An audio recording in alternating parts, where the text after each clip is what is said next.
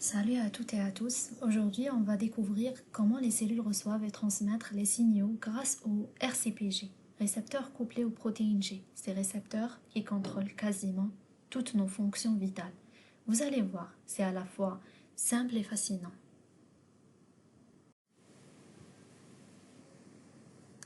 La voie de signalisation par les récepteurs couplés à la protéine G fait intervenir 6 partenaires. Donc d'abord, le premier messager, donc c'est une molécule informative, c'est-à-dire le ligand extracellulaire, par exemple la noradrénaline ou le glucagon. On a aussi ensuite le RCPG lui-même qui traverse la membrane cellulaire et détecte le signal. Ensuite, donc la protéine G hétérotrimérique qui sert de relais entre le récepteur et la suite de la cascade. On l'appelle aussi un transducteur.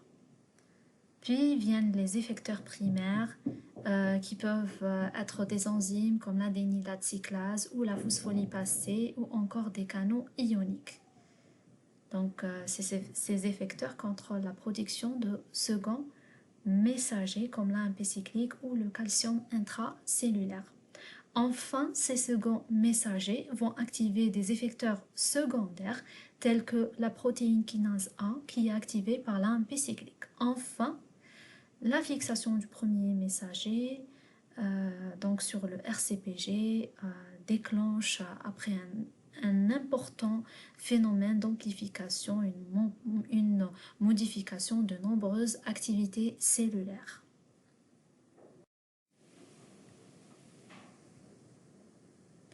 Maintenant que vous savez que les RCPG détectent les signaux extracellulaires, voyons comment ils transforment ce signal en action à l'intérieur de la cellule. Pour cela, il faut comprendre le cycle d'activation et de désactivation des protéines G, le véritable interrupteur moléculaire derrière cette cascade.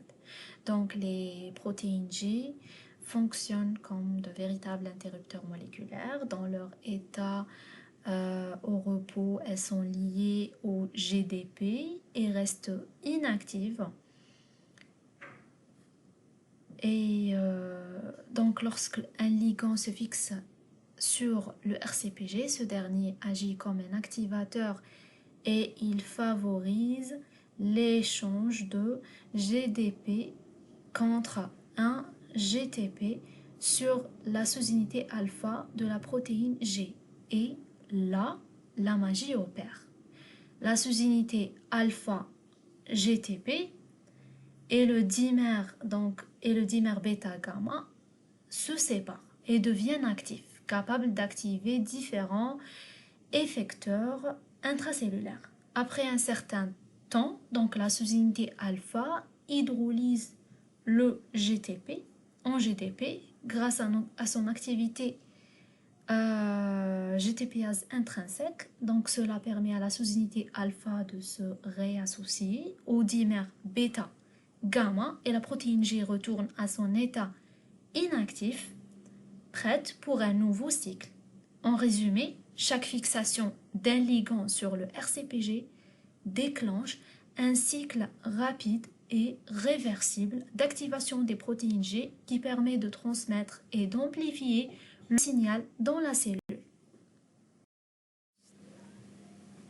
Pour bien comprendre comment tout cela fonctionne, voyons maintenant les 3 grandes voies de signalisation activées par les RCPG.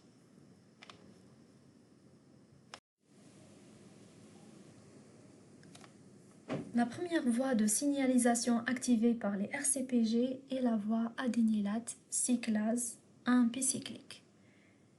Donc, l'abréviation pour désigner cette voie, c'est AC/AMPC/PKA. Et donc, ce que vous devriez savoir, c'est que l'adénylate cyclase est une enzyme membranaire. Donc, elle est située dans la membrane plasmique.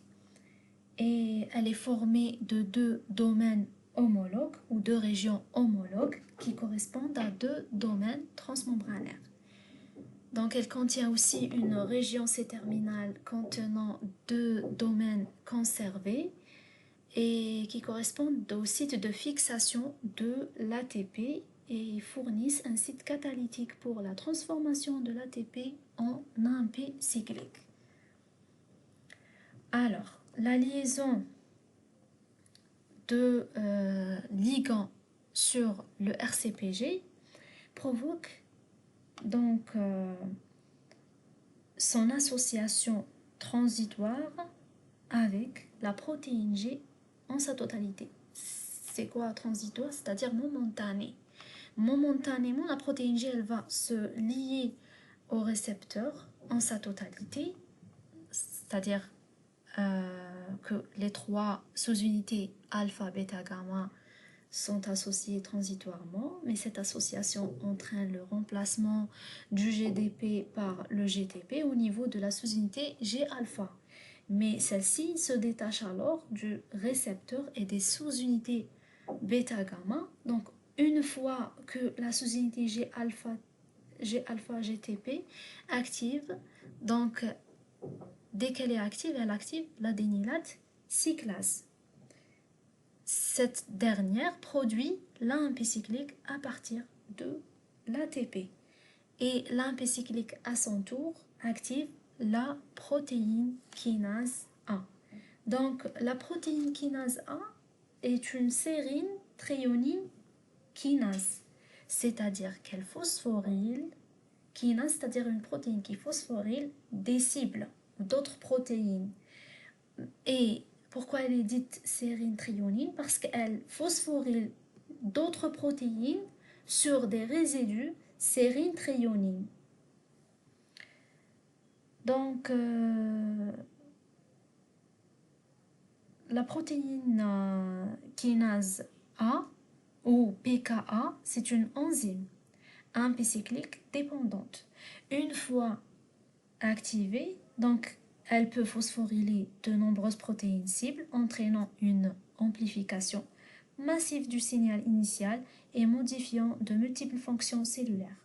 En résumé, cette voie permet à un simple signal extracellulaire d'avoir un impact étendu et rapide à l'intérieur de la cellule.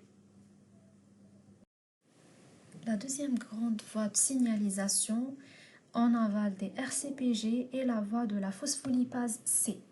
Donc cette voie est activée par les protéines G possédant une sous-unité G-alpha-Q.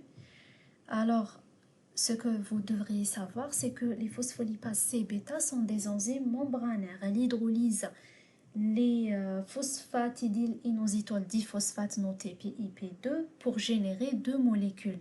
Le diacylglycérol noté DAG, donc c'est une molécule lipidique, et une molécule hydrosoluble qui est l'inositol triphosphate noté IP3.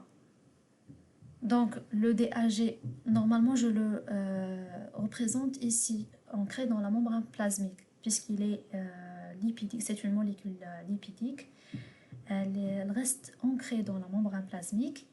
Par contre, l'IP3, donc, elle est soluble et diffuse dans le cytosol. L'IP3 va ensuite se fixer à son récepteur situé à la surface de réticulum endoplasmique. Lisse, ce récepteur est un canal à calcium. Lorsqu'il s'ouvre, il libère des ions Ca2+, calcium. Donc, dans le cytoplasme, l'augmentation de calcium intracellulaire active une protéine appelée la calmoduline, qui devient alors capable d'activer plusieurs enzymes, notamment les CAM kinases. Donc, ce sont des protéines kinases Ca2+, calmoduline dépendantes. Pendant ce temps, le DAG, resté ancré dans la membrane, active une enzyme clé qui est la protéine kinase C ou PKC qui est calcium dépendante. Pardon. La PKC n'est pas calcium dépendante. La PKC, c'est une protéine kinase C. Donc, à partir de son nom, on peut déduire que kinase, elle phosphoryle de nombreuses protéines cibles, y compris les facteurs de transcription et contribuent ainsi à relier et amplifier le signal. L'un des effets biologiques de la voie de la phospholipase C, c'est donc la survie cellulaire. Alors, en résumé, cette voie mobilise 3 messagers intracellulaires, l'IP3, le DAG et le calcium, pour provoquer une réponse cellulaire rapide et coordonnée. En plus de la sous-unité alpha, le dimère bêta-gamma des protéines G peut lui aussi transmettre des signaux. L'un des principaux chemins est la voie PI3K. Donc, les sous-unités bêta-gamma activées du RCPG activent la PI3K qui assure la phosphorylation de PIP2 afin de le transformer en PIP3. Ce dernier permet le recrutement de la protéine kinase PDK. La PDK à son tour phosphoryle et active la kinase AKT. Donc je reprends. Alors, les sous-unités bêta-gamma activent la phosphoinositide 3 kinase ou PI3K qui transforme un lipide membranaire appelé PIP2 en PIP3. Ce PIP3 sert de plateforme pour recruter et activer des protéines intracellulaires comme l'AKT.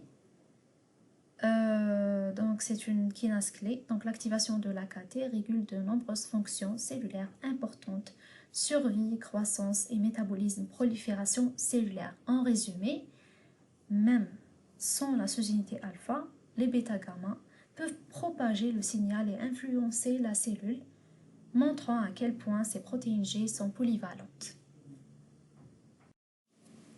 Voilà, c'était un tour d'horizon des voies de signalisation des RCPG. Si cette vidéo vous a plu et vous a aidé à mieux comprendre, n'oubliez pas de mettre un like et de vous abonner pour ne rien rater des prochaines vidéos. Merci d'avoir regardé et à très vite.